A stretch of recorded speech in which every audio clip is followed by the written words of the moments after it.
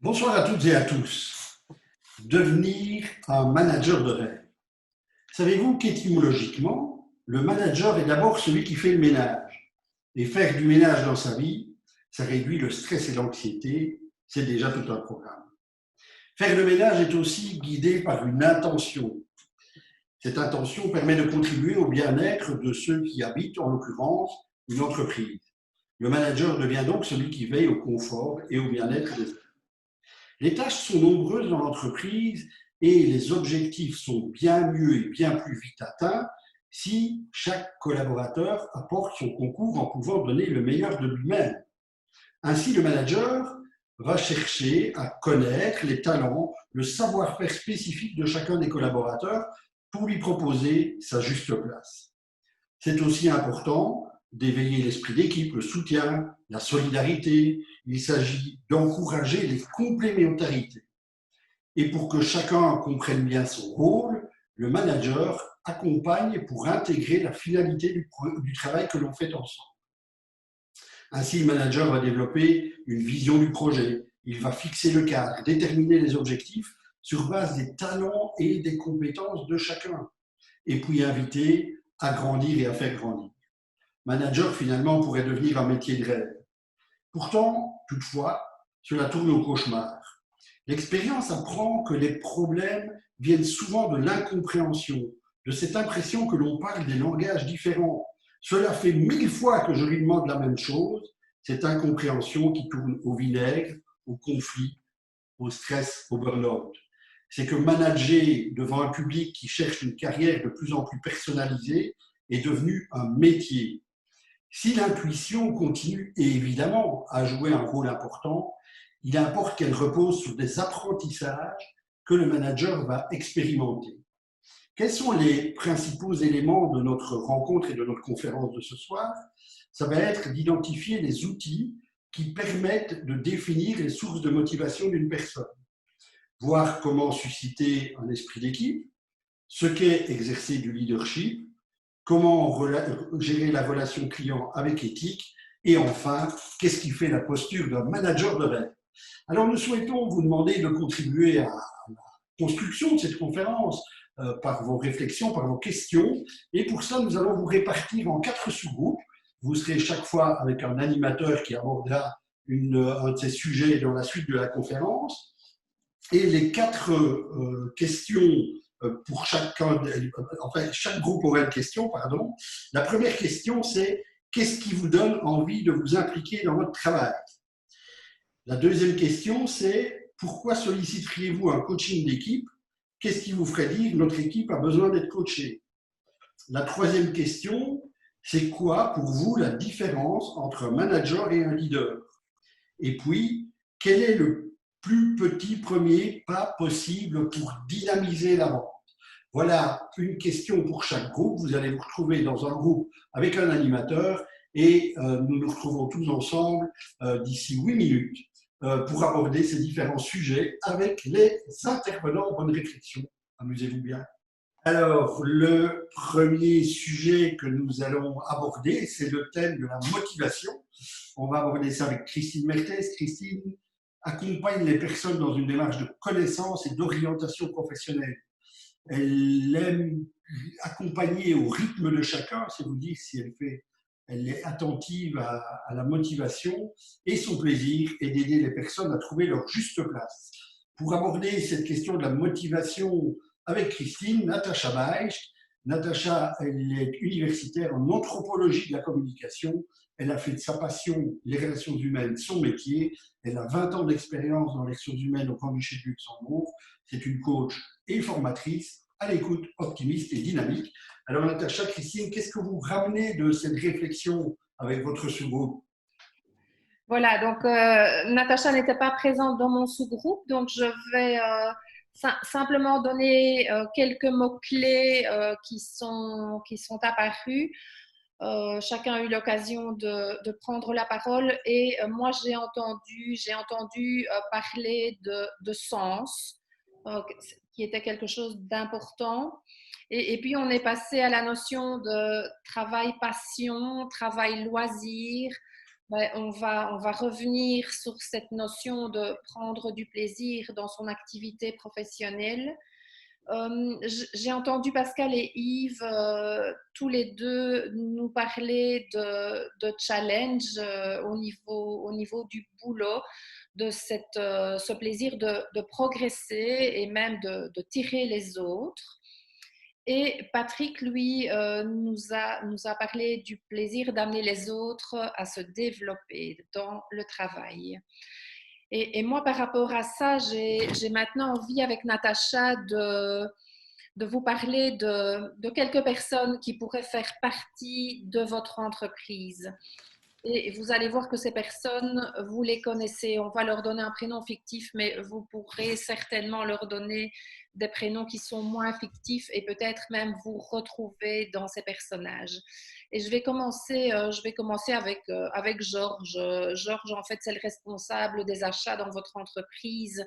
Mais Georges, c'est aussi la personne qui vient tous les jours pour vous poser toute une série de questions, pour vous expliquer qu'il a recoupé une série d'informations et qu'il va exploiter la meilleure piste en matière de commande. Et Georges, il a comme premier moteur, comme premier levier de motivation, ce moteur qui s'appelle explorer. Natacha. Alors moi, je vais vous parler, appelons-le Tom. Alors Tom, il est sales manager, donc un commercial. Il est en réunion depuis 30 minutes, il commence à piétiner, il commence à s'ennuyer. En fait, la réunion porte sur le risque et les facteurs de risque liés au développement d'un nouveau produit informatique. Alors que Tom, quand il écoute tout ça, il n'a qu'une idée en tête, c'est justement aller chercher le nouveau client, être le premier à vendre l'application, le premier oui, à être le meilleur employé de l'année. Il va rechercher le défi et à la limite, il s'en fout un peu du détail technique. Donc, le moteur qui l'anime à ce moment-là, c'est vraiment le moteur conquérir. Alors, dans votre entreprise, il y a aussi Laurence. Laurence, c'est la secrétaire qui, tous les matins, vient voir comment vous allez, qui vous amène éventuellement votre café. C'est celle qui pense à vous rappeler les anniversaires des membres de l'équipe et qui va veiller au bien-être de chacun. Et on peut dire que Laurence, son premier moteur, c'est accompagner. Christelle, vous connaissez peut-être une Christelle. Christelle, elle fait partie de l'équipe RH de la société. Elle est en charge du recrutement. Et chaque mois, en fait, elle doit présenter du reporting et des statistiques, ce qu'elle n'apprécie pas beaucoup. Par contre, systématiquement, ces chiffres sont mis dans un tableau Excel avec des couleurs, avec des nouvelles fonctionnalités. Elle y met chaque fois une petite touche personnelle. Donc, elle présentera toujours des mêmes chiffres, mais d'une manière originale qui lui est propre. C'est jamais ennuyant. En plus, Christelle, on l'apprécie beaucoup. Elle vient toujours avec des bijoux qu'elle a fait elle-même. Et c'est vraiment très bien, très chouette. Et toute l'équipe est toujours contente de voir un petit peu qu'est-ce qu'elle a pu réaliser. Elle a vraiment un vrai talent sur tout ça. Son moteur à elle, vous l'aurez deviné, c'est créer. Alors, moi, je vais aussi vous parler de Yves. Yves, c'est le comptable de l'entreprise et Yves, c'est la maîtrise des chiffres. C'est celui qui prend du plaisir dans les résultats, dans les tableaux clairs et lisibles qu'il va vous présenter. Yves, il est efficace. Il utilise des procédures qui fonctionnent. Et quand vous regardez son bureau, à Yves, c'est un modèle d'organisation. On parle là du moteur construire.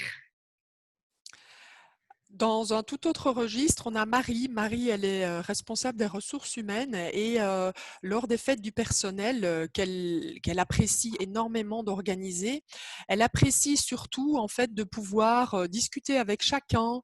Elle connaît, elle prend réellement plaisir à discuter avec les gens. Elle connaît une petite anecdote à raconter sur leur vie. Elle connaît leur histoire, leur culture. Elle a vraiment plaisir en fait à avoir ce contact avec les gens. Et elle est stimulée à échanger des idées avec les gens, à avoir cette ambiance de fête conviviale. Et donc, de se retrouver dans un endroit rempli de personnes, pour elle, c'est tout à fait confortable. Et donc, en fait, ici, vous êtes dans un moteur fort de rencontrer. Voilà, donc derrière ces personnages, donc je suis tout à fait certaine que vous avez identifié des collaborateurs, voire vous vous êtes peut-être identifié vous-même également. Et donc ici, on parle effectivement du plaisir de chacun qui va mettre son talent en lumière, en fait. Et donc, ces talents se déclinent avec l'outil qu'on utilise, donc qui s'appelle le CISEM, sous la forme de 6 moteurs. Donc, Thierry, si tu veux bien nous mettre cette fameuse boussole des moteurs à l'écran. Je vais vous resituer les personnages au niveau de chacun de ces moteurs. Donc, souvenez-vous, il y avait Laurence. Laurence, c'était la secrétaire attentionnée et donc qui, elle, euh, c'était le moteur accompagné, c'est la personne qui prend du plaisir dans l'équipe. L'esprit d'équipe, c'est important pour elle. La valeur bienveillance aussi est quelque chose d'important. C'est une approche qui est en général plus collective qu'individuelle. Donc, c'est quelqu'un qui prendra du plaisir au travail en équipe. Elle pourrait être un soutien pour votre équipe. Et si Laurent, c'est quelqu'un qui va en clientèle, c'est quelqu'un qui sera attentionné par rapport à la clientèle pour essayer de trouver quels sont les besoins de chacun et pouvoir donner la réponse ajustée. Alors, on a aussi parlé du comptable, c'était Yves le comptable, et donc on était dans le moteur construire. Et donc là, vous avez compris qu'il s'agissait du plaisir de maîtriser le résultat. Les personnes qui sont dans ce moteur construire sont des plaisirs, sont des personnes qui éprouvent du plaisir à travailler avec des outils efficaces qui vont pouvoir sans problème suivre des procédures pour optimiser leur travail. Et par contre, ce sont des gens qui vont aimer un certain cadre au niveau de leur travail. Donc, vous n'allez pas les mettre dans le confort si vous les mettez dans de l'incertitude. Alors, on a aussi parlé de Georges avec ce moteur exploré. Ben, Georges, c'est le poseur de questions. Donc, c'est quand il y a besoin de faire des recherches, vous pouvez faire appel à Georges parce que lui, il va prendre énormément de plaisir à essayer d'explorer les différentes routes possibles. C'est quelqu'un qui évitera la routine, donc qui va aimer un certain changement. C'est quelqu'un qui, dans votre entreprise, peut régulièrement venir vous trouver en disant ben, moi, je voudrais bien faire des formations. Cette personne, dans ce moteur, va aimer toujours apprendre des nouvelles choses. Et non seulement apprendre, mais surtout comprendre. Donc, comprendre le fonctionnement. Alors, ça peut être le fonctionnement humain si on est dans un métier relationnel, ou ça peut être simplement le fonctionnement au niveau plus technologique des choses. Donc ça, c'est le moteur explorer. On nous a parlé Natacha nous a parlé de Christelle qui aimait, qui venait avec ses bijoux au travail, les bijoux qu'elle avait fait elle-même. Donc là, on est dans ce moteur créé. C'est vraiment le plaisir de mettre sa petite touche personnelle aux choses. Donc, qu'on soit dans le domaine de la création proprement dit ou qu'on soit tout simplement dans le domaine où on doit créer des tableaux Excel, vous allez voir que même dans un tableau Excel, quelqu'un qui a un moteur créé va prendre du plaisir à y mettre une touche personnelle. C'est quelqu'un aussi qui peut vous donner un avis pertinent sur le logo de l'entreprise, sur la façon euh, de décorer le hall d'accueil de la clientèle. Donc là, on est vraiment dans quelqu'un qui ne va pas non plus se complaire dans la routine et qui va arriver régulièrement avec des idées nouvelles, ce qui peut parfois être un petit peu perturbant pour ceux qui aiment la routine davantage. Et alors, on a parlé aussi de Tom. Hein. Souvenez-vous, c'était celui qui bougeait tout le temps, qui aime se mettre en action. Et donc, tout à l'heure, dans notre sous-groupe, on a parlé challenge, on a parlé, je pourrais dire peut-être défi. Eh bien, le moteur conquérir, c'est le plaisir d'être face à des nouveaux défis, avec un certain goût du risque. On va voir des gens aussi avoir une valeur liberté quand on est dans ce moteur-là. On ne va pas aimer être dans un cadre trop strict, on ne va pas aimer les contraintes trop fortes. Et vous allez avoir quelqu'un qui va être prêt à vous dynamiser une équipe, quelqu'un qui sera en mouvement en permanence. Et puis, il nous restait le dernier moteur, Thierry, qui était le moteur rencontré. C'était Marie, si je me souviens, Natacha, Marie qui aimait le contact. Et là, vous allez avoir le plaisir de l'ouverture aux autres, le plaisir de rentrer en connexion avec les autres. Donc, vous pouvez trouver ça qui va super fonctionner chez un commercial, par exemple, qui va vraiment prendre du plaisir à aller à la rencontre de ses clients. Et donc, on va voir quelqu'un aussi qui va pouvoir être dans le plaisir d'améliorer les relations dans votre équipe. Vous avez quelqu'un qui va pouvoir initier des rencontres, quelqu'un qui a beaucoup d'ouverture aux autres. Et donc voilà, avec les détails que j'ai ajoutés par rapport à ces personnages dont on a parlé avec Natacha, ben de nouveau, je suis certaine que vous avez pu reconnaître. Et il faut savoir que tout ça sont des leviers de motivation. Mais ce n'est pas tout, n'est-ce pas, Natacha? Tout à fait. En fait, ces leviers de motivation combinés vont faire que le manager, parce qu'on parle du manager, va avoir un style différent. Donc, je prends par exemple une combinaison de quelqu'un qui aurait accompagné et rencontré comme premier moteur dans son profil. Ce manager qui a rencontré et accompagné risque fort d'être un manager très humain, à l'écoute de son personnel, qui aime le contact, qui aime vraiment apporter de l'aide. Le contraire, un manager plus opérationnel aura probablement comme moteur construire et conquérir. Pourquoi? Parce qu'il est dans l'action, il est dans la réalisation. Il n'y a pas besoin qu'on vienne les matins lui raconter la vie de son chat. Lui, il va être dans l'action. Il veut qu'on passe vraiment au faire. Et donc, il aura probablement un style managérial plus directif, évidemment. Et un manager qui aurait, par exemple, des moteurs explorés et créés, donc là, on est plutôt sur un registre vraiment cognitif, il va être plus dans la réflexion, dans l'imagination, il va vraiment être d'abord dans son cerveau avant de passer à l'action. Donc, il va creuser la question, il va demander du détail, il va essayer de chercher à recouper les informations avant de prendre une décision. Il va vraiment aimer se documenter. Et donc, les collaborateurs de ce type de manager doivent, par exemple, pour que ça se passe bien, arriver effectivement avec, par exemple, des dernières nouveautés. On est dans créer, mais également documenter un petit peu tout ce qu'ils apportent. Et donc, cette collaboration, à ce moment-là, se fait de manière plus harmonieuse. Donc, c'est ça que je veux vous dire, c'est que la combinaison des différents moteurs va donner un style managérial différent.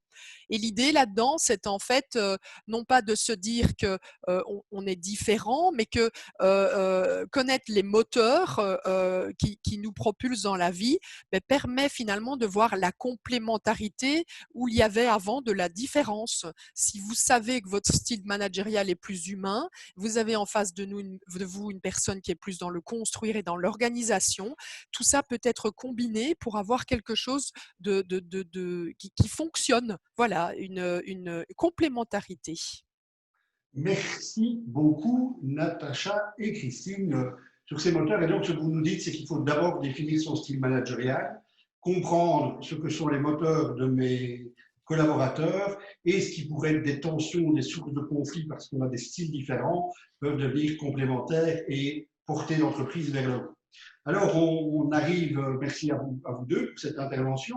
Une fois qu'on a défini ces moteurs en tant que manager et puis qu'on a identifié les moteurs de son équipe, il va falloir la faire fonctionner, cette équipe. Et nous allons en parler avec Bernard Berland. Bernard est ingénieur agronome de formation. Il a une carrière très diversifiée dans le secteur associatif et institutionnel. Il a fait plus de 15 années de consultance dans le secteur privé dans une PME bruxelloise. Et cette expérience le convainc de l'urgence de remettre l'humain au cœur des organisations. Il aime la rigueur, mais il sait aussi être très drôle. parce qu'il aime l'humour. Il est aussi coach certifié. Bonjour Bernard, qu'est-ce que tu as ramené, toi, du groupe de réflexion? Alors, qu'est-ce que j'ai ramené? Notre question, c'était quelles seraient les raisons qui pourraient vous amener à faire coacher votre équipe ou à demander un coaching d'équipe. Florence a parlé de regard extérieur, le besoin d'avoir un regard extérieur sur le fonctionnement de l'équipe.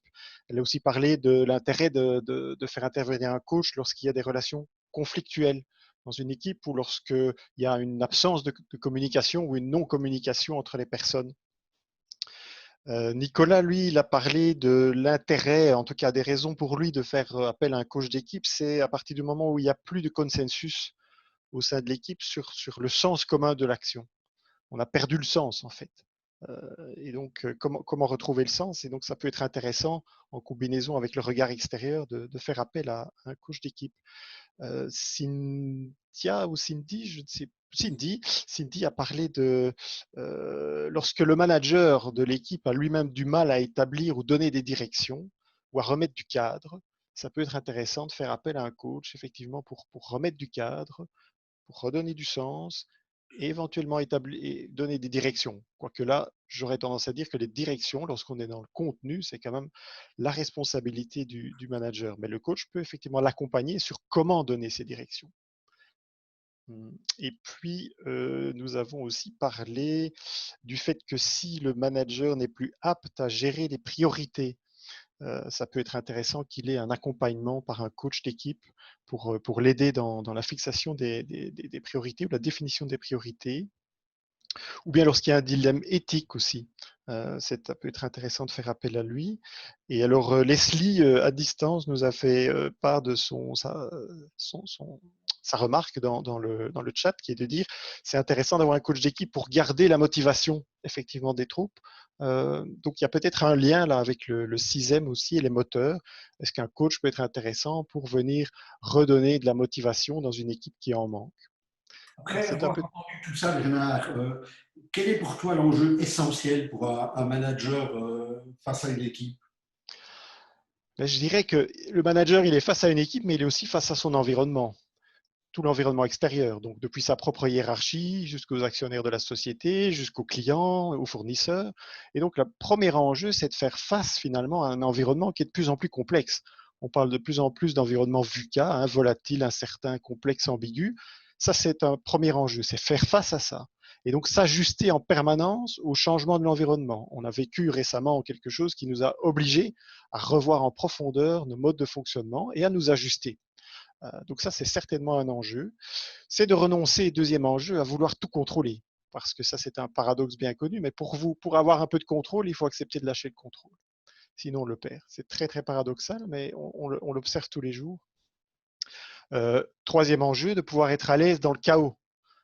Il y a une théorie, celle du chaos management, qui montre qu'on ne maîtrise rien, il y a plein de choses qui se passent, et donc la solution n'est pas de dire on va essayer de tout résoudre et on va tout bétonner pour arriver à bétonner nos objectifs et arriver absolument à ce qu'on veut faire, mais plutôt de dire ok, comment s'ajuster dans un environnement mouvant.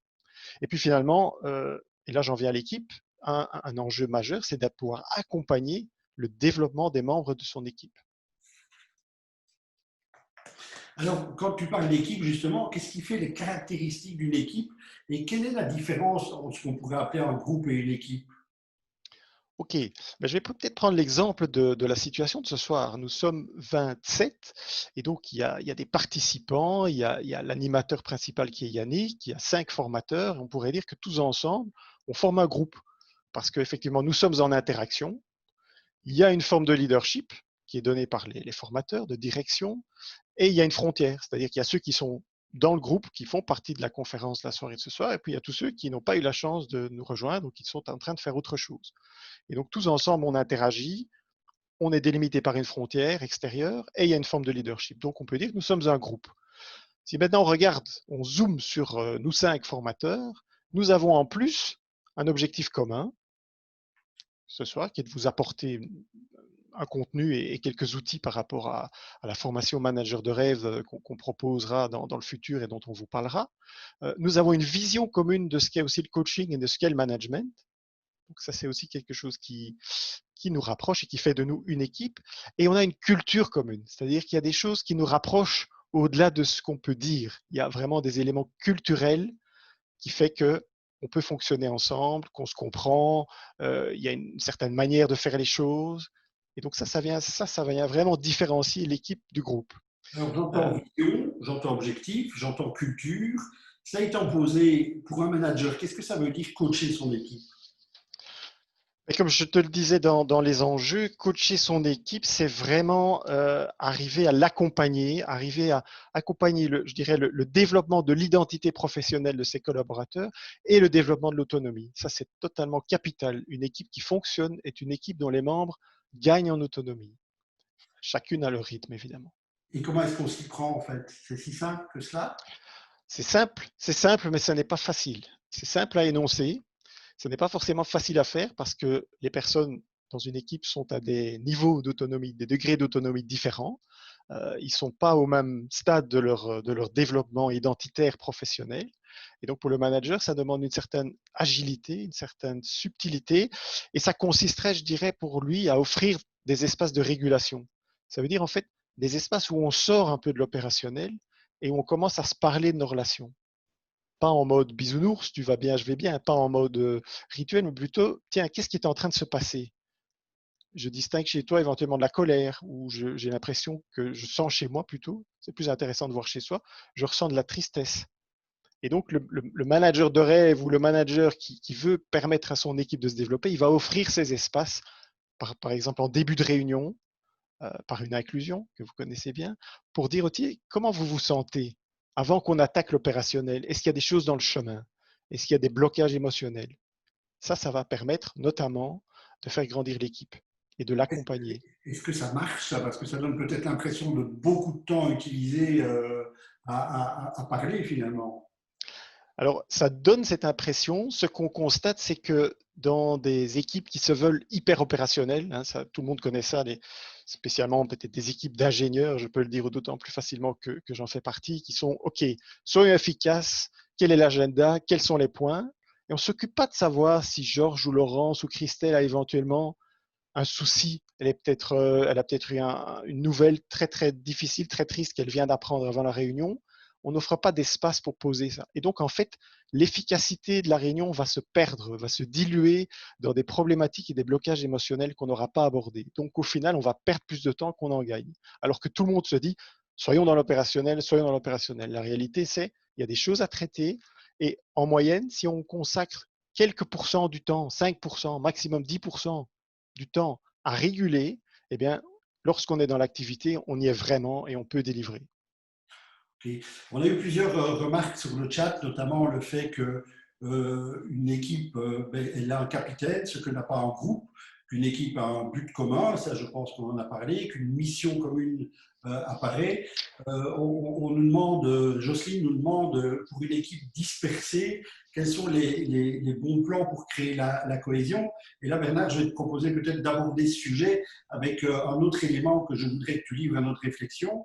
Il y a des équipes de jeunes qui viennent de se former, ok, et là c'est tout frais, mais parfois on se retrouve face à des équipes de vieux briscards qui travaillent depuis des années dans l'entreprise, qui ont toutes leurs habitudes et qui parfois ne sont pas prêts à évoluer. Qu'est-ce que tu as à nous dire sur ce sujet-là? Cohésion, équipe jeune, équipe plus ancienne? Eh bien, je dirais plusieurs choses qui demandent effectivement une certaine expérience et peut-être discernement du côté du manager, de pouvoir, au-delà de ce qu'on a dit tout à l'heure, Natacha et Christine, sur identifier les principaux moteurs de ses collaborateurs. Ça, c'est certainement important de voir qui est plutôt dans le conquérir, qui est plutôt dans l'accompagner et de faire en sorte que les gens puissent reconnaître ces différences-là. Mais il y a une autre différence, je l'ai abordée, c'est de pouvoir voir finalement ou diagnostiquer à quel degré de maturité ou d'autonomie se trouve cette équipe. Est-ce que j'ai une équipe, par exemple, tu parlais des nouveaux collègues, prenons cet exemple pour démarrer, une équipe assez nouvelle, les gens ne se connaissent pas bien, ils arrivent, il y a quelques anciens, mais il y a beaucoup de nouveaux qui sont intégrés d'un seul coup. Eh bien, il y a beaucoup de chances que les nouveaux soient dans la dépendance, qui est le degré zéro de l'autonomie, c'est-à-dire il faut qu'on leur dise quoi faire, où se trouve la machine à café, quel est le programme de la journée. Enfin, ils ont besoin. Et c'est une dépendance qui est tout à fait saine, c'est tout à fait normal. Mais par contre, on sera au niveau de l'équipe plutôt dans une collection d'individus. Il y a ceux qui savent, il y a ceux qui ne savent pas. Il y a ceux qui sont dépendants, il y a ceux qui le sont moins. Et paradoxalement, ce qu'on va peut-être observer chez les plus anciens dans cette équipe, c'est une forme de contre-dépendance, qui est le deuxième degré de l'autonomie par rapport au management. Parce que les anciens, ils voient arriver les nouveaux avec un mélange de satisfaction, en se disant, ben, tiens, ils vont venir nous soulager, ils vont peut-être nous apprendre des nouvelles choses, mais il y a aussi, ne nous le cachons pas, des réflexions ou des réactions plus du style, oui, mais il va peut-être venir me prendre ma place, il va peut-être venir me piquer ma promotion. Et donc, il peut y avoir une forme de contre-dépendance qui s'installe en réaction pour montrer au manager, mais moi aussi j'existe, j'ai de l'expertise, et il n'est pas question que ce petit jeune me prenne ma place.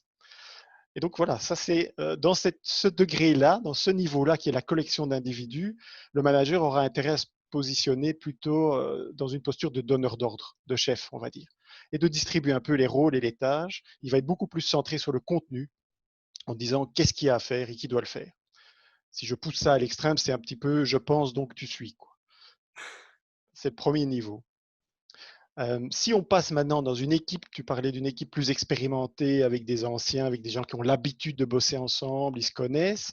On peut imaginer que déjà la culture de cette équipe sera plus commune. Je parlais tout à l'heure de la culture commune. Ben, ils auront développé, ils auront créé cette culture commune entre eux, c'est-à-dire quelle est un peu l'étiquette de l'équipe, qu'est-ce qu'on peut faire, qu'est-ce qu'on ne peut pas faire, qu'est-ce qu'on dit, qu'est-ce qu'on ne dit pas. Ils connaissent ça. Donc ça permet déjà de gagner en autonomie. Chacun sait ce qu'il a à faire à ce niveau-là dans cette équipe. Donc il y a plus une forme d'indépendance qui est le troisième degré de l'autonomie. On a passé la dépendance, la contre-dépendance, on est dans l'indépendance et donc on est expert, on sait ce qu'on a à faire. Le niveau un peu supérieur, là on est déjà dans un groupe solidaire, on est dans un groupe qui montre une certaine solidarité entre les membres, avec un leadership qui sera plus axé sur les processus relationnels et sur la relation, plus que sur le contenu. Et là, le petit gain qu'on peut faire et que le manager peut accompagner, c'est passer de l'indépendance, où chacun sait ce qu'il a à faire, à l'interdépendance, où en plus de savoir ce qu'on a à faire, on sait et on a compris qu'on a besoin des autres. Et ça permet à l'équipe de monter en puissance. Parce que, OK, je sais ce que je dois faire, mais je sais aussi que j'ai besoin de vous. J'ai besoin des autres moteurs, j'ai besoin des autres personnes, et chacun sait qu'on a besoin des autres. Et c'est chaque fois possible d'arriver à ce niveau d'interdépendance et donc de performance, j'imagine. C'est pas toujours possible, ça demande du travail. C'est pas quelque chose qui se règle en 3 séances de coaching. Là, soyons clairs, c'est un travail qui peut s'étaler sur plusieurs mois, voire plusieurs années. Certainement, s'il y a des changements dans l'équipe, des changements du manager, des changements au niveau de la vision de la société, même de son actionnariat, tout l'environnement continue à évoluer. Donc, je dirais que c'est un défi permanent. Mais on peut faire des progrès sur ce chemin-là. Et donc là, le manager se positionne plus en responsable ressources.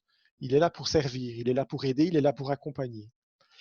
Dans le niveau dont tu parlais, Thierry, qui est celui vraiment de l'équipe performante, on a déjà tout ça, on est capable de fonctionner sur ces différents modes, mais on a en plus une vision commune. Et je dirais que le moteur et la dynamique de l'équipe, elle est portée par la vision et par le sens. Tout le monde est porteur de la vision de l'entreprise. C'est-à-dire que là, le manager, il permet à chacun de répondre à la question du pourquoi.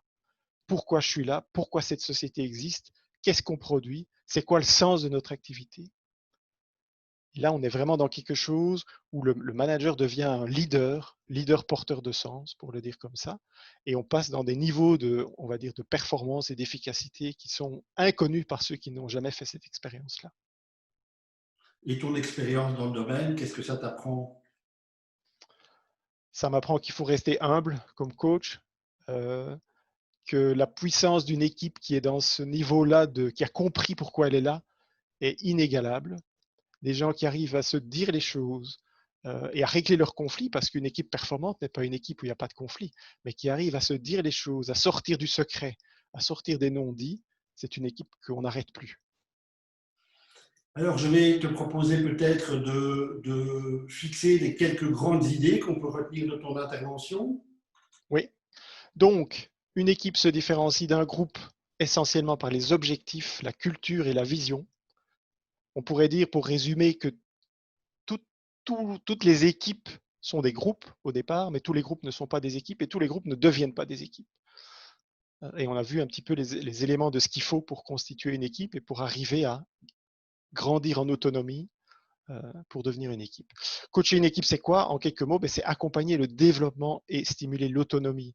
Donc, parfois, les managers oublient que leur métier, c'est un métier d'accompagnement.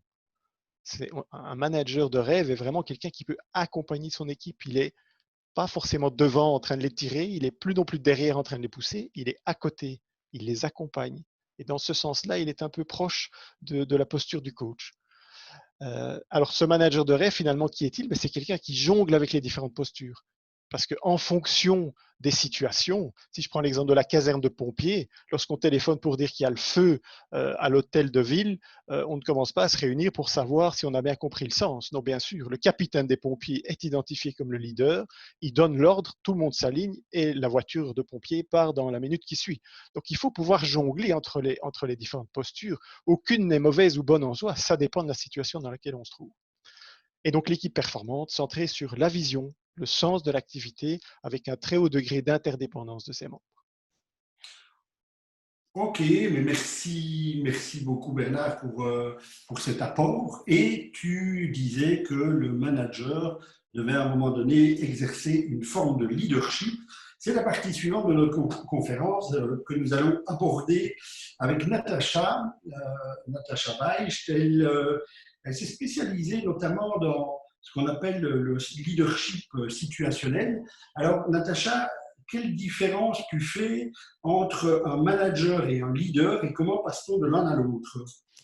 Eh bien, justement, c'était la question qu'on a posée au groupe tout au début de la conférence.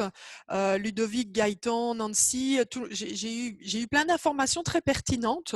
Donc, le leader serait celui qui donne vraiment aux autres l'envie de le suivre, un talent inné. Ludovic nous disait, effectivement, par rapport au manager, où là, il jouerait plutôt un rôle dans une entreprise. Donc, le leader donne envie qu'on le suive, il fait des actes pour être suivi, c'est le résultat du groupe. Il montre l'exemple, il a un comportement et une attitude inspiré et inspirant. Il va faire appel finalement à l'énergie des collaborateurs.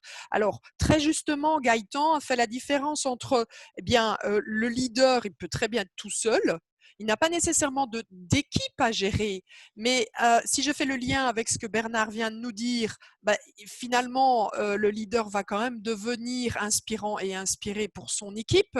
Le manager a une équipe, une gestion d'équipe bien définie. Il fait partie, Ludovic nous disait, de l'autorité. Il fait partie, le manager. Hein. Il est peut-être, oui, plus en ligne avec la hiérarchie et donc il a peut-être moins de spontanéité ou en tout cas oui, de choses plus naturelles qu'un leader pourrait avoir. Donc, inspiré, inspirant, engagé sur les résultats pour le manager. Le management, finalement, pour vous donner une explication, va regrouper tout ce qui sera utile au manager pour accomplir les tâches, tandis que le leadership est un ensemble de talents, très justement décrit par Ludovic, de capacités donc que chacun possède à des degrés divers. Alors, de nouveau, certains managers vont rester managers, ne jamais passer au stade de leader, mais en fin de compte, comme c'est un talent inné, mais aussi des compétences, on peut développer tout ça. Voilà. Le leader situationnel, qu'est-ce que ça veut dire? Eh bien, en fait, le leadership situationnel, c'est une méthode qui va permettre justement au manager de prendre le recul nécessaire par rapport à ses pratiques managériales, gestion d'équipe, d'être plus souple, d'être en fait plus en accord avec son environnement. Il va gagner en agilité grâce au leadership situationnel. En fait, le manager va apprendre, le leadership situationnel va donner finalement un cadre pour construire des étapes vers l'autonomie des collaborateurs. Comme le disait Bernard, il a parlé finalement que l'idée là-dedans, c'est que finalement les équipes gagnent en autonomie et en responsabilisation. Ici, le management situationnel va faire en sorte que le manager, le leader, va pouvoir en fait donner progressivement, mais calmement, vraiment en assurant un petit peu tout ça, plus d'autonomie et plus de responsabilité. Alors en fait, la méthode qu'on va utiliser, elle n'est pas très compliquée. Il y a 3 questions clés à se poser. La première, c'est question, puisqu'on est dans du management leadership situationnel, quel est le contexte? Dans quelle situation sommes-nous? À chaque situation, il y a une réponse différente à avoir. 3 questions. La situation. La deuxième question, c'est est-ce que votre collaborateur est compétent ou en confiance pour réaliser ce que vous lui demandez? On parle de maturité professionnelle. Et la troisième question, finalement, c'est la maturité psychologique, je dirais, par rapport à ce que je demande à mon collaborateur. Est-il motivé? C'est-à-dire, a-t-il envie? Est-il disposé à agir, à prendre en charge? Et là, je fais le lien avec les moteurs. Demander à un créatif de proposer 3 solutions pour améliorer, par exemple, sa présentation visuelle des rapports mensuels et donnez-lui une carte blanche et il va revenir avec des nouvelles propositions. Si vous arrivez en tant que manager à engager justement sa créativité, même s'il n'était pas nécessairement compétent, vous allez le garder motivé. Et en fait, à chaque situation, niveau de compétence et envie de faire ou effectivement en sécurité, motivé pour le faire, vous donnez une réponse différente et donc vous engagez finalement, vous modifiez votre posture de manager en fonction de la situation. C'est ça la théorie situationnelle du leadership.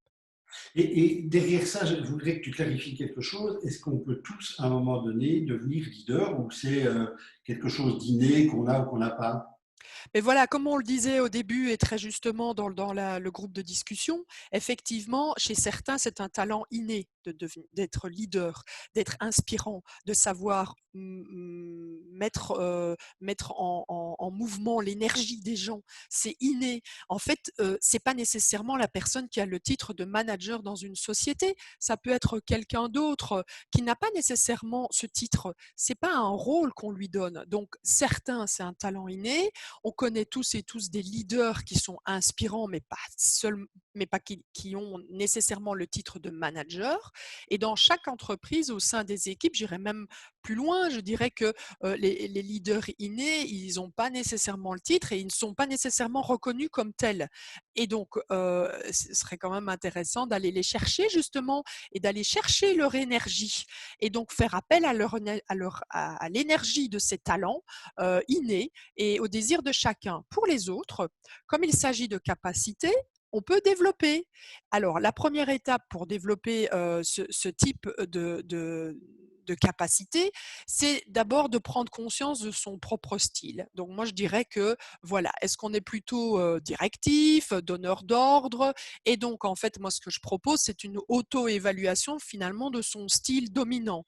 Pourquoi? Parce que prendre conscience de sa façon de fonctionner, de son propre style, permettra de monter en compétences et de gagner en capacité et de se développer. C'est la première étape, la prise de conscience.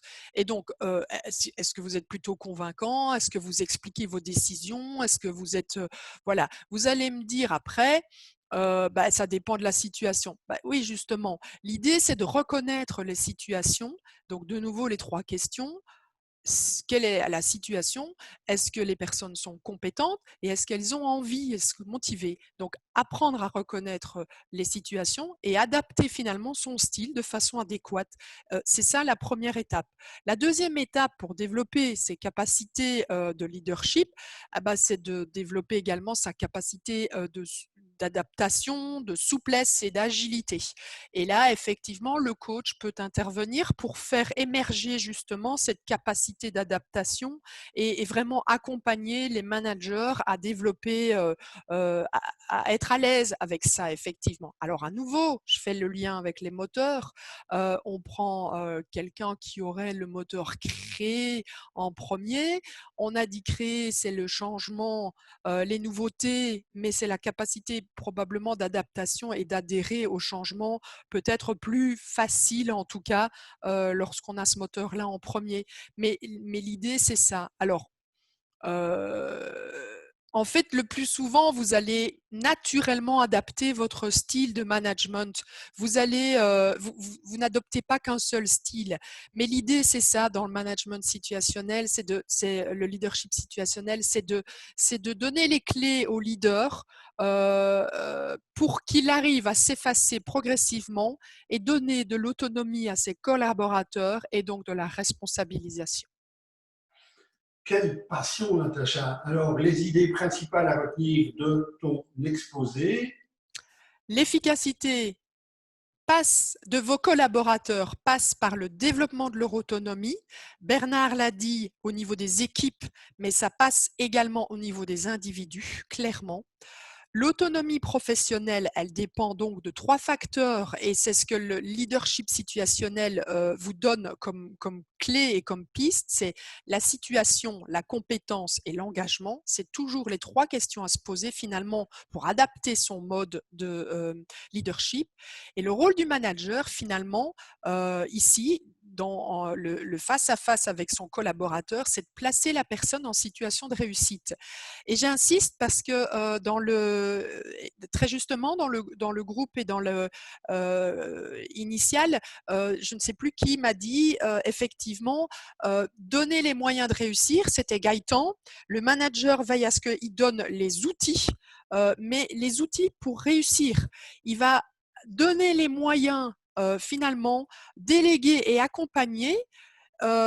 Tout ça pour faire gagner en autonomie, en responsabilité et finalement, et j'aime beaucoup cette phrase, prendre ses collaborateurs en flagrant délit de bien faire.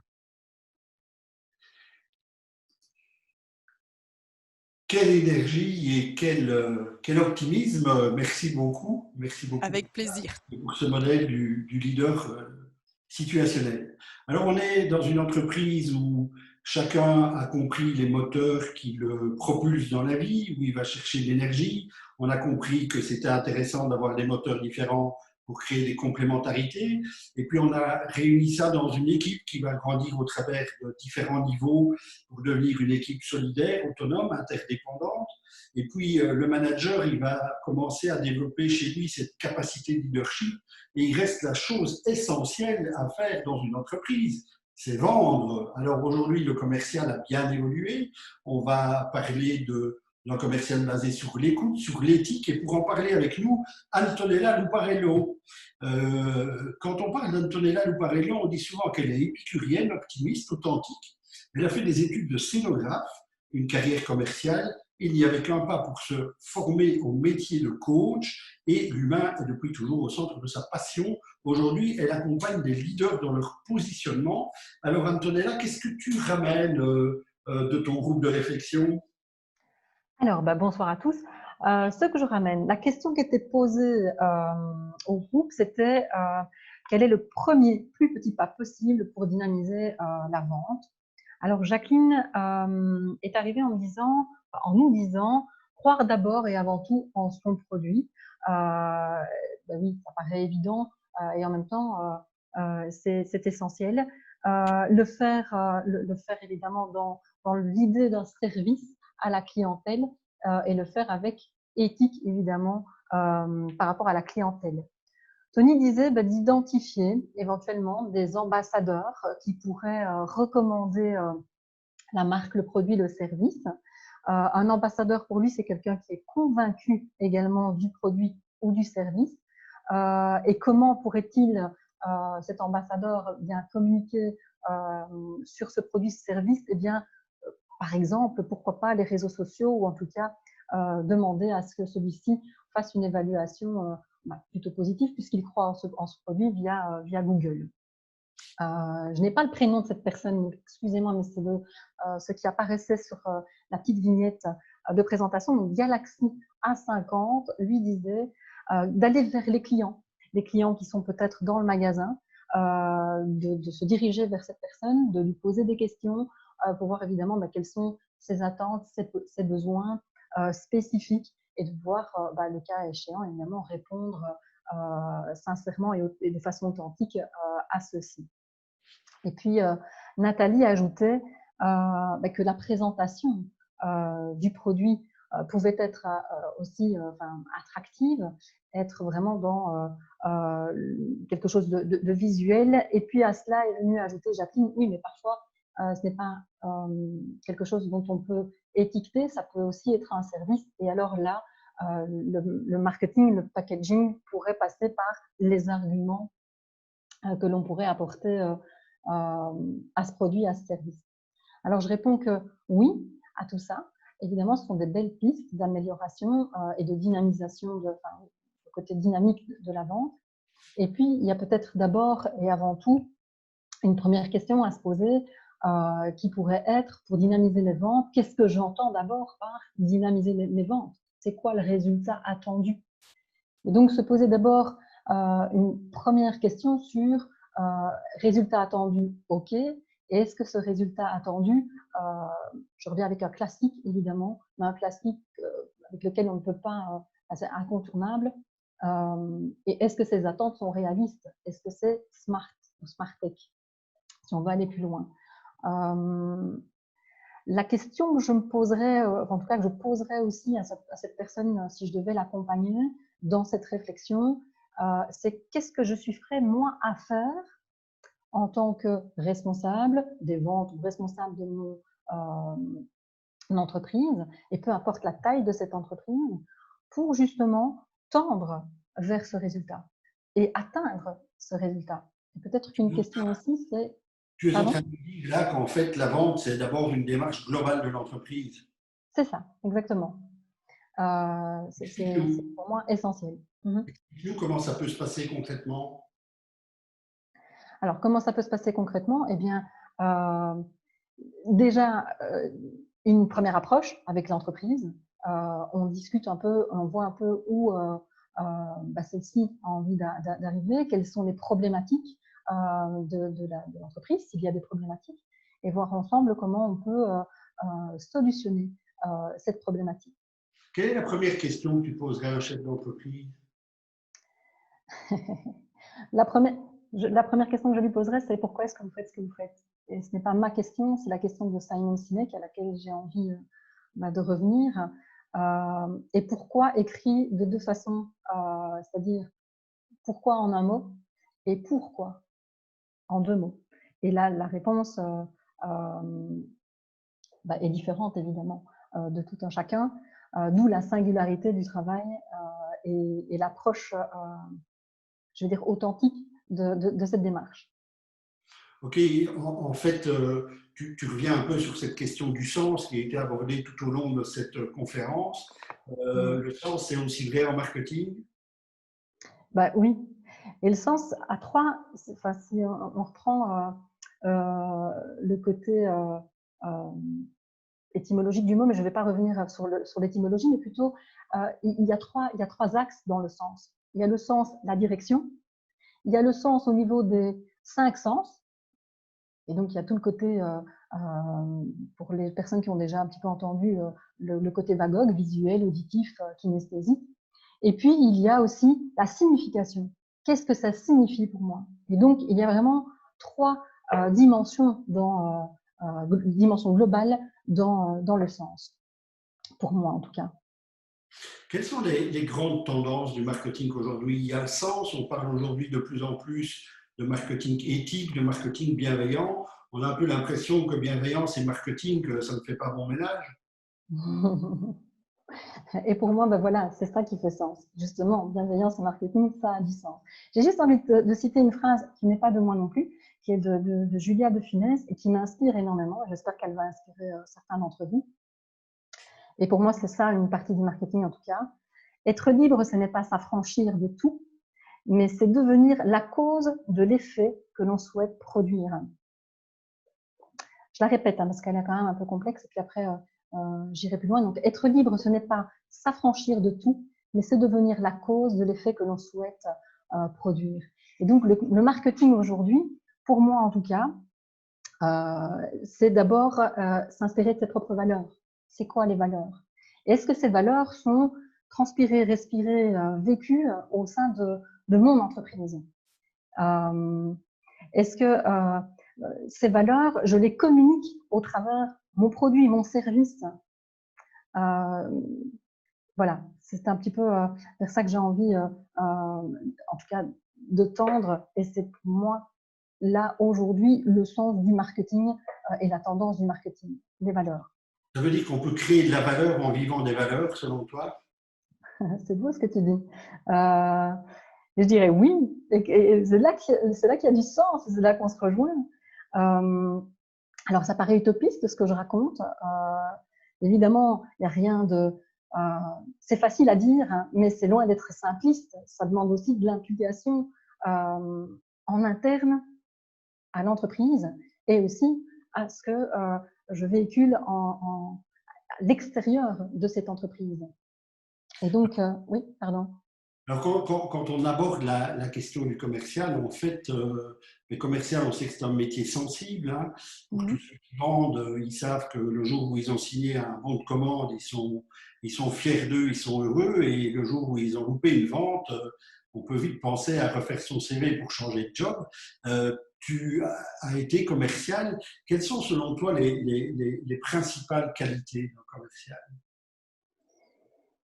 Alors, je dirais que la remise en question, savoir se remettre en question, pour moi, c'est une première qualité, une des premières qualités. L'autre qualité, pour moi, primordiale du commercial, c'est l'écoute. Savoir à la fois s'écouter, écouter l'entreprise et écouter le client que l'on démarche dans les attentes et les besoins. C'est aussi pouvoir être... on parlait d'ambassadeur tout à l'heure, je reviens à ambassadeur et en général, moi je l'appelle plutôt le trait d'union et faire vraiment le lien entre l'entreprise, le produit et le client auquel on va proposer, vendre ce service. Moi, j'assimile la vente, et je l'ai toujours vécu comme ça, à créer du lien, tout simplement créer du lien avec les partenaires que l'on démarche. Et puis, c'est aussi pouvoir se dire quelle expérience est-ce que j'ai envie de faire vivre à mon client, là, aujourd'hui. Et cette question, c'est se la poser aussi au sein de l'entreprise, en amont, avant même de vendre un service ou un produit. L'expérience client, elle démarre au moment où le client prend conscience qu'il aurait peut-être éventuellement besoin de quelque chose. Et c'est de lui donner l'envie de nous contacter à ce moment-là. Alors, je vais peut-être te proposer de rappeler quelques idées fortes que tu souhaites qu'on retienne de ton intervention. Alors, effectivement, pour moi, l'aspect vente est une démarche globale de l'entreprise. Elle démarre dès la construction, dès la mise en place. C'est l'ADN pour moi de l'entreprise. Au cœur du marketing, il y a effectivement l'expérience client. Ça me fait penser à un client avec lequel j'ai collaboré, un opticien, il n'y a pas très longtemps de ça. Et il souhaitait travailler sur l'effet wow. Et donc, effectivement, il y a l'avant-vente, il y a la vente et puis il y a la réception parfois de son produit, de son service. Et c'est de pouvoir continuer à provoquer cet effet wow. Et eux, comment est-ce qu'ils sont arrivés à ça? Donc, ils vendent des lunettes, hein, donc des lentilles de contact. Et ils se sont dit, quand le client, après une grande réflexion, quand le client va revenir au magasin, ce qu'on veut, c'est que son achat, il soit content du début à la fin. Et quand on va lui remettre cet achat, on va le lui remettre sur un plateau.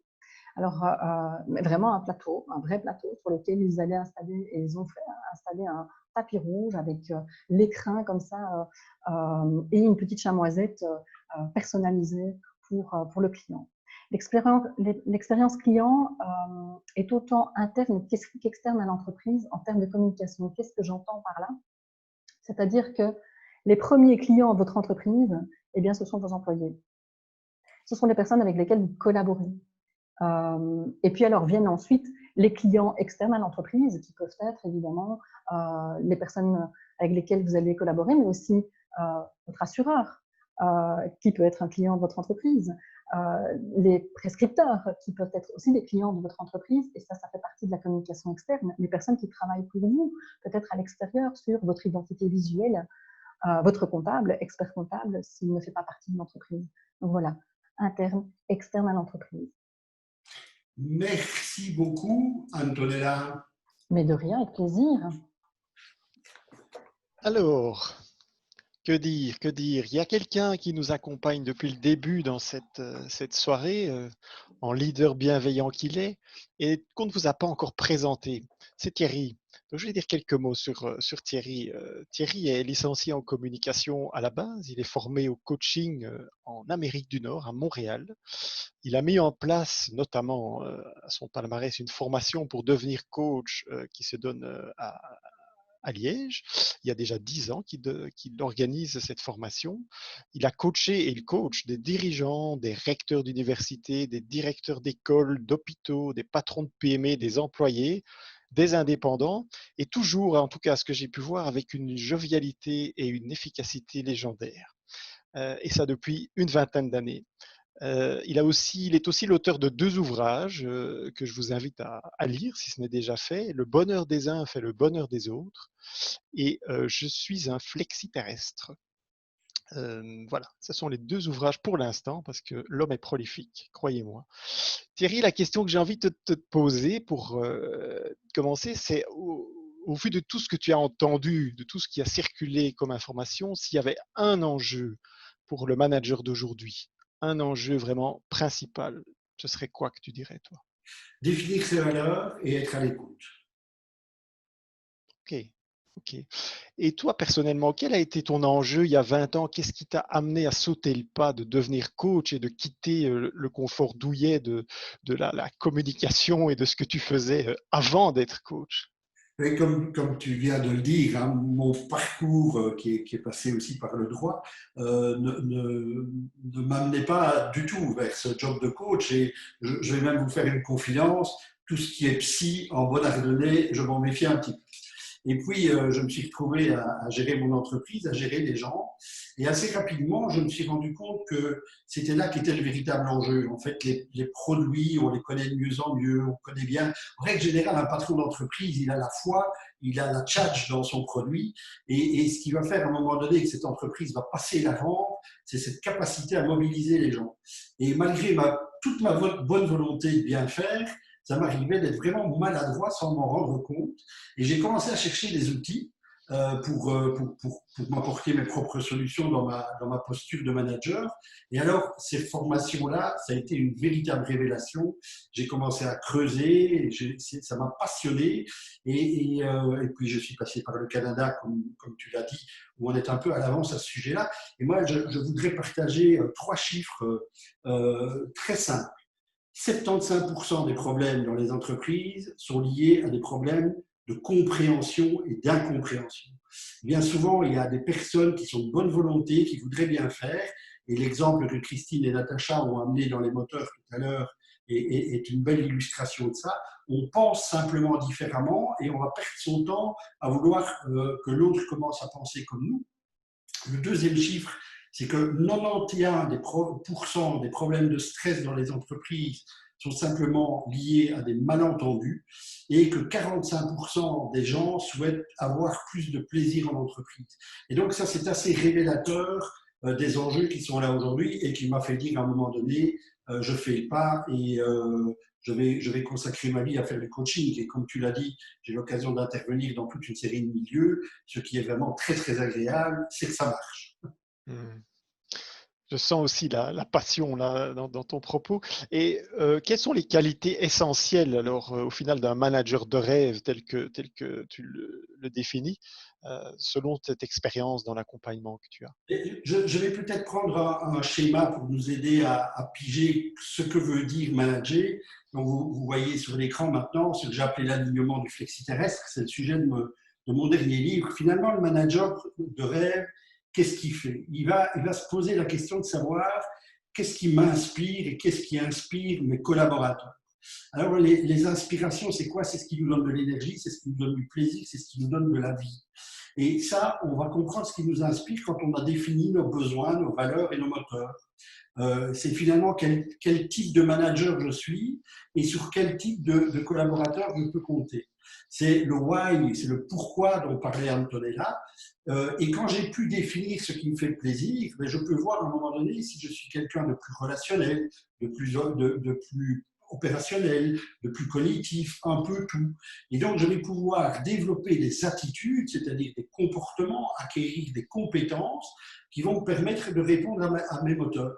Vous avez comme ça des chefs d'entreprise qui sont excellents à la vente parce que ce sont de grands relationnels, mais qui ne sont pas nécessairement confortables dans l'organisation et vice-versa.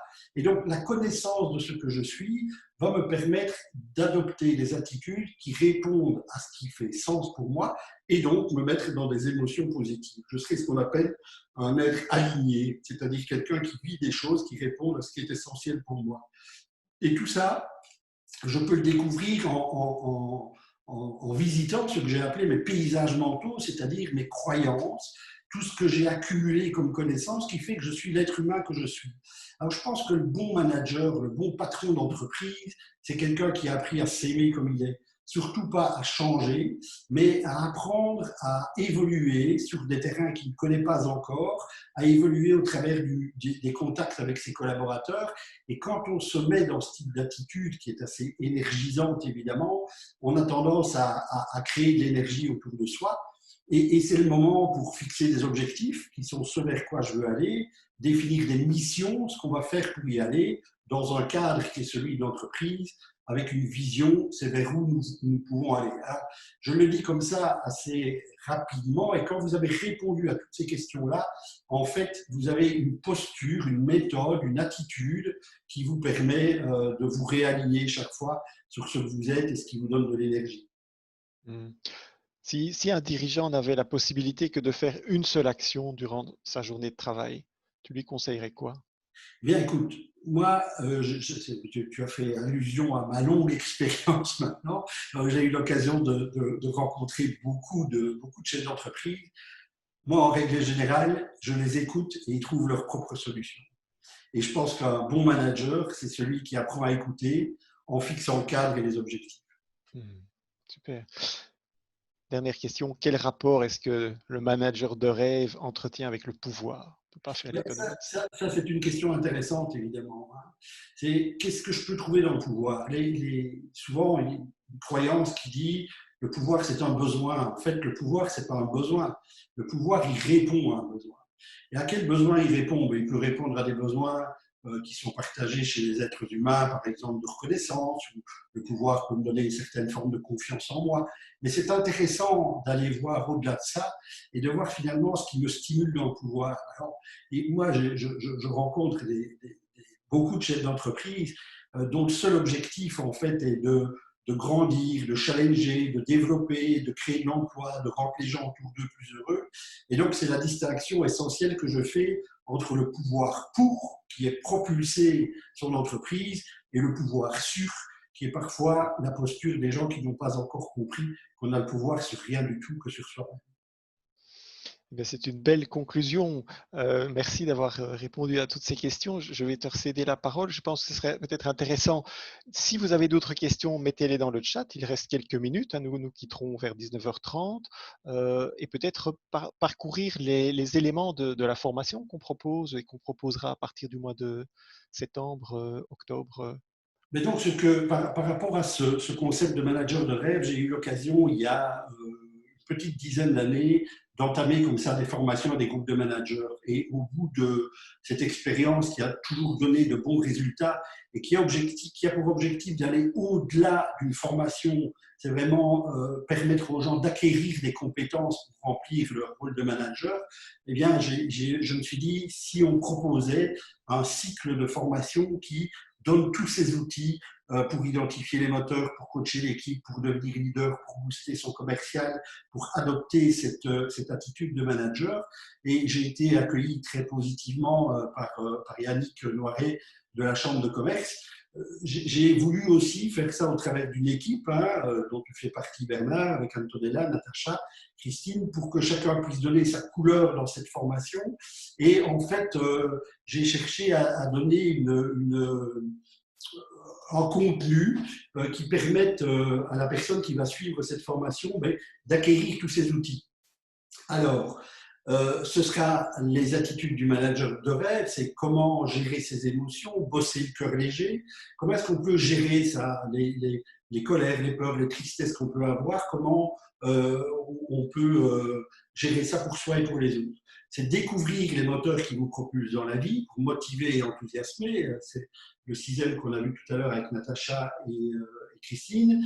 C'est développer vos attitudes de manager coach. Finalement, c'est des questions que j'ai souvent en coaching. C'est comment est-ce que je peux finalement donner des ordres, être compris, fixer le cadre, etc. Ce sera sur le leadership situationnel avec Natacha, sur l'autonomie et la responsabilisation, l'expérience client et le marketing bienveillant avec Antonella. J'ai souhaité, et c'est un domaine d'expertise dans lequel le coaching se développe de plus en plus aujourd'hui, c'est les liens entre la médecine et le coaching. Et un médecin interviendra dans cette formation pour voir finalement comment gérer le stress de façon la plus efficace possible. C'est manager et coacher une équipe pour transformer les tensions en complémentarité. Ce sera avec toi, Bernard. Et puis, ce sera comment bientôt, finalement, manager de rêve, comment je peux, moi, manager, lâcher du lest, prendre du plaisir pour libérer les talents. Et alors, on a voulu en faire un cycle. Ce sera un cycle de 10 modules sur 10 mois. Ça commence au mois d'octobre. Une originalité qu'on a voulu apporter à cette formation, c'est l'affaire de 16 à 21 heures. Ça veut dire que vous pouvez faire votre journée et puis venir travailler avec nous et aussi passer du bon temps parce que notre équipe fonctionne suivant un mantra très spécifique qui est nous sommes sérieux sans se prendre au sérieux, donc on fait beaucoup de choses avec le sourire. Il y aura une ambiance très détendue, même s'il y aura beaucoup de choses dans le contenu. Et puis, ce sera aussi l'occasion pour les participants de développer du networking entre eux. Et donc, si vous souhaitez avoir des informations supplémentaires sur cette formation, eh bien, Yannick vous accueillera avec plaisir et le cœur léger, comme il le fait toujours. Merci Thierry. Je me tourne maintenant vers nous cinq, les autres formateurs, pour voir, il nous reste quelques minutes. Est-ce qu'on va clôturer tout doucement? Est-ce qu'on va vers une déclusion? Est-ce qu'on reprend une question? Je pense qu'il y en a une qui pourrait être un peu développée. Qu'est-ce que vous proposez? Quelle est la question que tu souhaites développer? Mais il y avait une question de Jocelyne qui disait un peu plus haut dans le chat, pour une équipe dispersée, des bons plans pour créer de la cohésion. C'est peut-être une question que… J'ai vu cette question passer. Si vous voulez bien, je vais y répondre. En fait, il y a une phrase que l'on prête à Sénèque que j'adore, qui est pas de vent favorable à celui qui ne sait pas aller, qui ne sait pas où aller. Et en fait, ce qui peut être intéressant à un moment donné pour créer de la cohésion, c'est de faire quelque chose ensemble. Et par exemple, la définition des moteurs de chacun est un super outil. Je pourrais multiplier les exemples, et c'est pour vraiment des dizaines d'entreprises par an, où on va permettre à chacun de définir son profil des moteurs, et puis on partage sur tout ça. Et donc moi, je travaille dans des entreprises où à un moment donné, les gens disent, écoute, Bernard, stoppe un peu ton explorer et laisse un peu de place à mon conquérir. Et donc, on parvient à rire de soi-même et au travers d'outils comme cela, à un moment donné, on a une direction où on va ensemble, c'est se rassembler autour de nos différences. Et ça, c'est souvent un outil très puissant. Super. Écoutez, je crois que ce sera peut-être le mot de la fin parce qu'il est 19h29 et nous avions promis de terminer à 19h30. Ce qui serait sympa et ce qui nous ferait plaisir, c'est que vous mettiez, avant de nous quitter, dans le chat un seul mot ou deux en guise de déclusion. Donc là, j'invite tous les participants avec ce qui vous passe. Dans quel état vous êtes après cette heure et demie passée en notre compagnie? Qu'est-ce qui vient naturellement? Ok, ben merci Bernard, merci à toutes et à tous. On va découvrir, il y a déjà des merci qui arrivent, ça fait plaisir à voir. On va découvrir ça dans le chat. Et puis, je remercie Yannick Noiret et la Chambre de commerce et d'industrie du Luxembourg belge d'être un partenaire accueillant, enthousiaste, inspirant. Merci beaucoup à Yannick. Et si vous avez des questions à nous adresser, vous avez le chat, vous savez nous contacter via les réseaux sociaux. Merci à Bernard, Natacha, Antonella et Christine et bonne soirée à tous.